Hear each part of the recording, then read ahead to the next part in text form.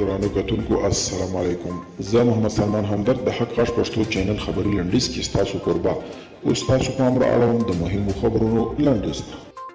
فرانسه څخه وروستي راپورونه له مخې پرون وروسته له غرمې د دغه ولایت په شیخ ابو نصر بندر کې اورلګېدنه رامنځته شوې. تر اوسه د اورلګېدنې د څرنګوالي او د اوښتو زیانونو په اړه کره جزئیات نه جوړ کړل شوي. افغانستان کې د امریکا سفارت د ملکي تلفاتو په اړه د انعامه راپور وحشتناک بللی او د سولې پر مرکچي پلاو یې غږ کړی چې د ملکي وګړو د مرګ ژوبلې د مخنیوي لپاره د سولې خبرې ګړندۍ کړي. ناټو وایي لا هم له افغانستانه د ټولو سرتیرو ایستلو ته وخت شته. د ناټو عمومي مشر ینس سټولټنبرګ له CNN سره په تازه مرکه کې ویلي دوی دې پرېکړې ته رسېدلي چې د ټولو سرتیرو ایستلو ته لا هم وخت شته او طالبانو هم د ملکي تلفاتو په اړه د انعامه راپور رد کړی. طالبانو په اعلامیه کې ویلي چې د ملکي تلفاتو په اړه د انعامه راپور بې اساسه او د هغو معلوماتو مجموعه ده چې د افغانستان امنیتي ادارو له لوري دوی ته ورکړل شوی.